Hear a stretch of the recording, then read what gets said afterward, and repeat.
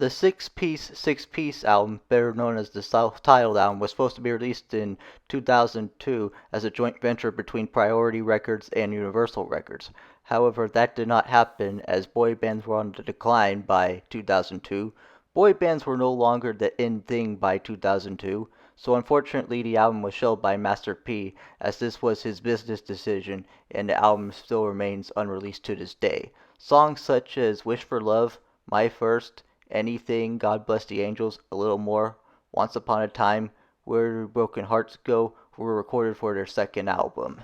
Now, some of you may remember that their second album was advertised in Master P's 2001 album called Game Time and Lil Romeo's debut album back in 2001.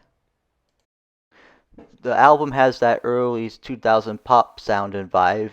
One thing that is definite is that this album qualifies as pop. This is a great album for anyone who is a fan of pop music or is just a pop fan in general. This six-piece album is off the hook. Now, perhaps if Six Piece came out in an earlier decade and were fresh back in the day, they would have been on the same level as the Backstreet Boys, O-Town, NSYNC, New Kids on the Block, 98 Degrees, or Blackstreet.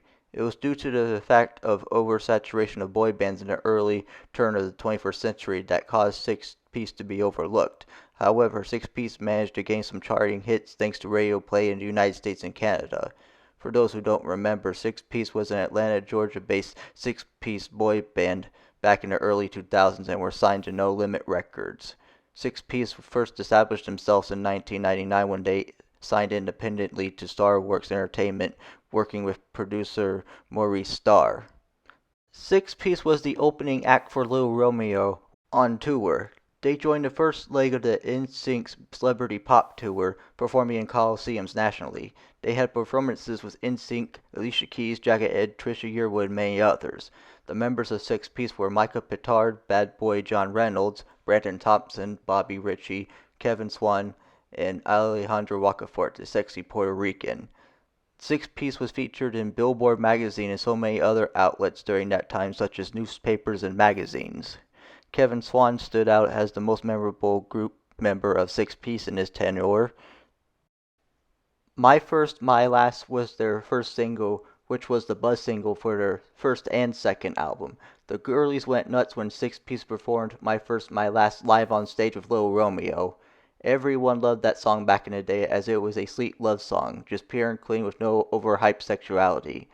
No auto-tune was used at all, or hardly any auto-tune to be exact. My First, My Last is a great song, especially the remix version of it. Now, not too many people noticed, but My First, My Last was recorded while Six Piece was recording their first album, Phase 1, aka Phase I, on the date of October 25, 1999. Their first single was released nationwide in early 2000 and had reached number 3 on the pop charts on the Billboard. The message of My First, My Last is no matter how high or low, it's always important to be there for the one that you love. You think of that person both night and day. Wherever they are, that's where you will go. That's where you want to be. Once Upon a Time was recorded for their second album and for the Radio Disney Presents Mighty Music CD, which was given away at McDonald's restaurants in 2002. The CD that was part of the Mighty Kids meal.